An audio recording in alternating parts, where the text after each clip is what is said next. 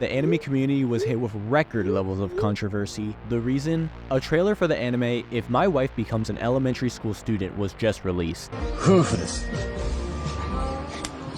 Huh? You heard that right, and you might have already heard of it because of how big it got. It even got a successful live-action adaptation, but of course the tourists don't care about that. They only have controversy when it comes to anime, but I'm not gonna really talk about this anime. In fact, I don't even want to tell you what it's about. You'll understand what I mean later. You probably already heard about this from others, but I'm gonna tell you the things that people are not gonna talk about. Japan is never beating the allegations is something that's often said about anime.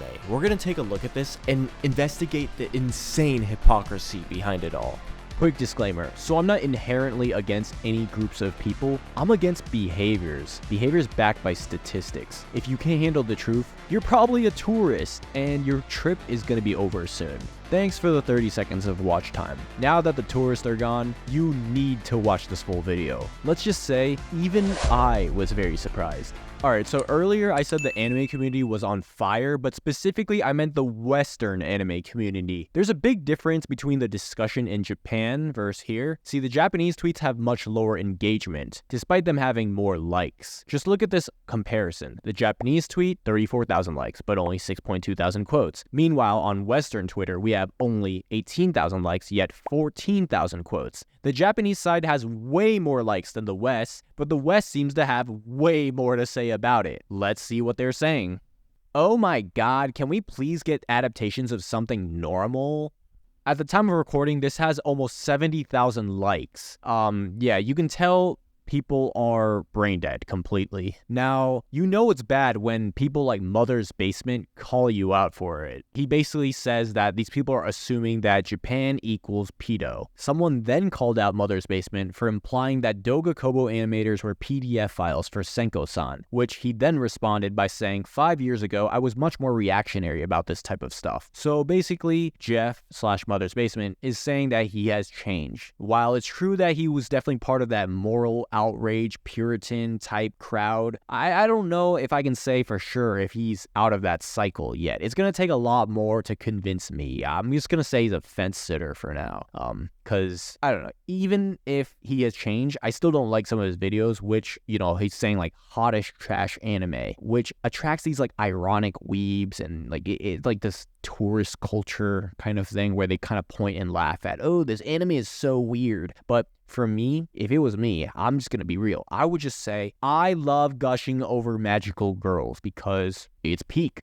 Alright, so we have this tweet from Brandon Riley where he's saying that the reaction to this from Twitter is predictable, as expected. Although I do hope people eventually realize this is a heartwarming story about grief and loss, and it's not weird about its premise at all. Here's the thing, Brandon Riley is a nice guy. I've seen his YouTube videos, great videos, you know, he's a good person. You know me, I'm not that nice. I do not want people to realize what this is about. I don't want them to know, like, you don't need to justify it. Like, I see these, like, anime apologists. They're like, well, actually, it's about this, you know, it's this grief and loss, and it's actually really sad. It's really wholesome, guys. Like, it's not lewd. It's not what you're thinking. Like, no, I don't want to know what you're saying about it. Just give me the title, give me the cover picture, give me the trailer. I'm gonna form my own opinion. And for the tourists that get filtered, let them get filtered. Because those people are meant to be gatekept from anime. In fact, the title itself gatekept those guys. And I want those guys to not watch anime. I don't want those people watching more anime than they should be watching. Let those guys stay on JJK, Demon Slayer, whatever. Because this type of anime, you know, it's a little out of their level. They can't handle it. They literally don't have the media literacy. I don't like using that word, but these people, honestly, like statistically wise, they don't have the media literacy.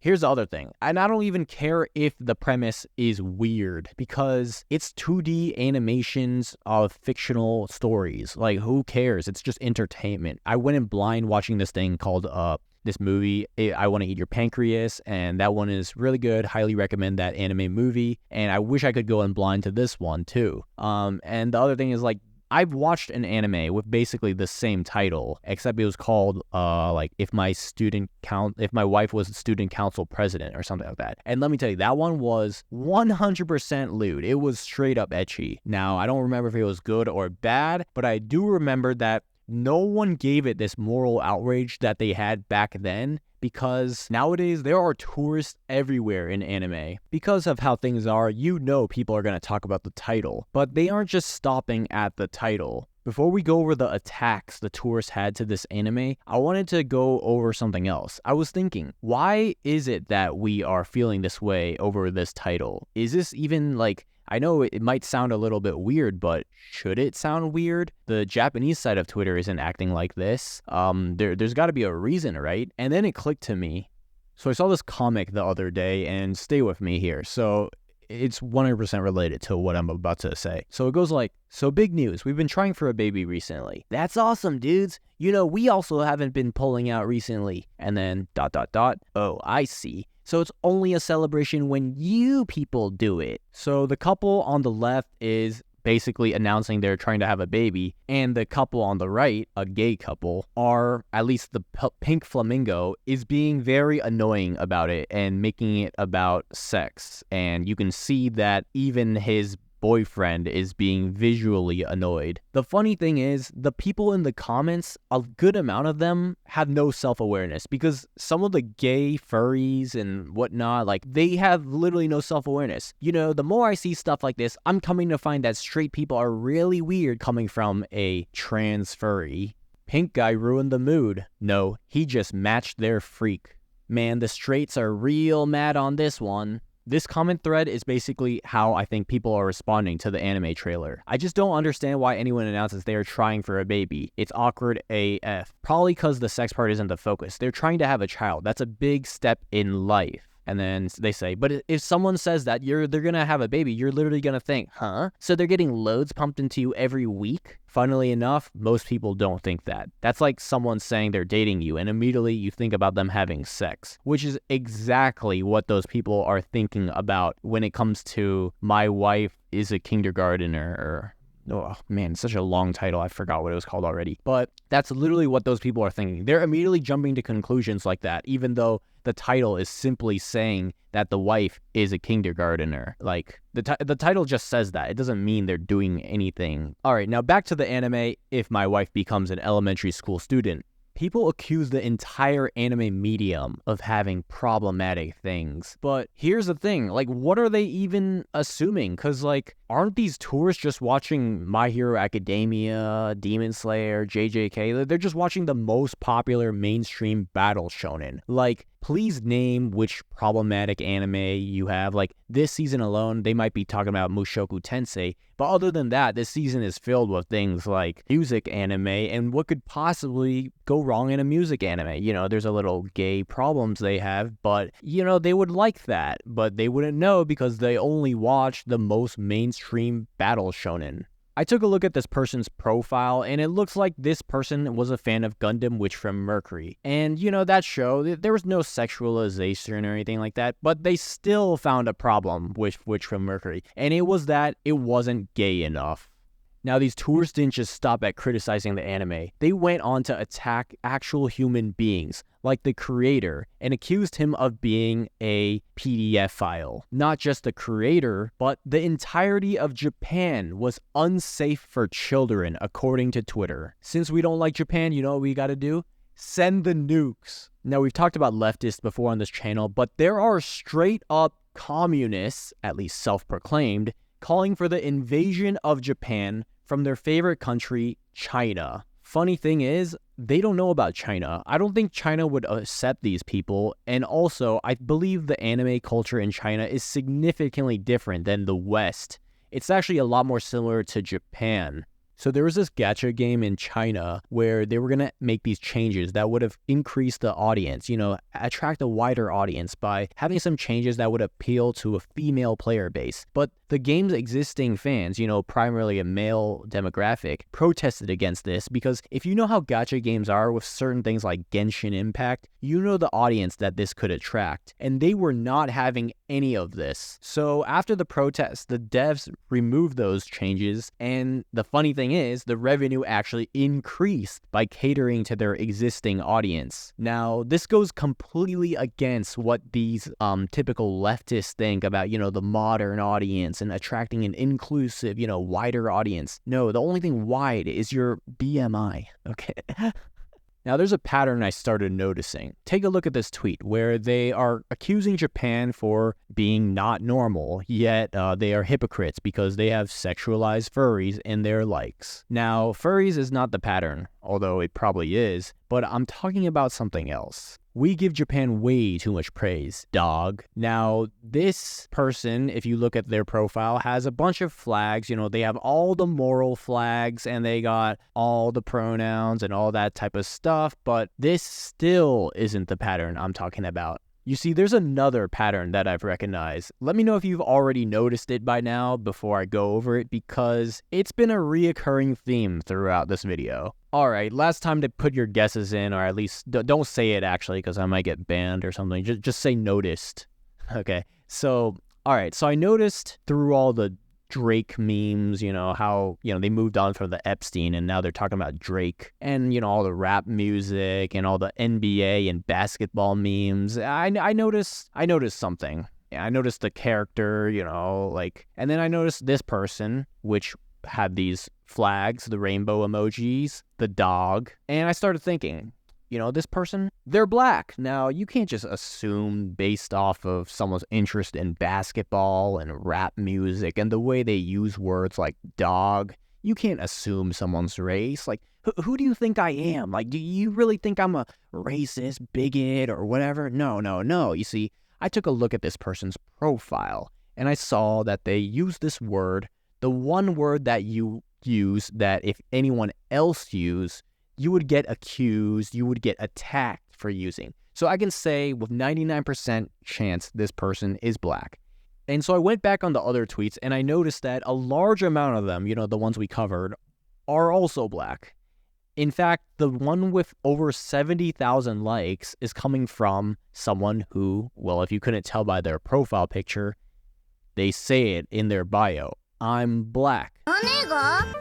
Alright, so this got me thinking. Now stay with me here. Everything is related, trust me. So people be saying, OMG, Japan has never beaten the allegations. Nah, Japan ain't beating the allegations. Nah, this is that Drake type shit. Nah, this is that Epstein type. Nah, this shit wild as hell, dog. Like, there's this comic, right?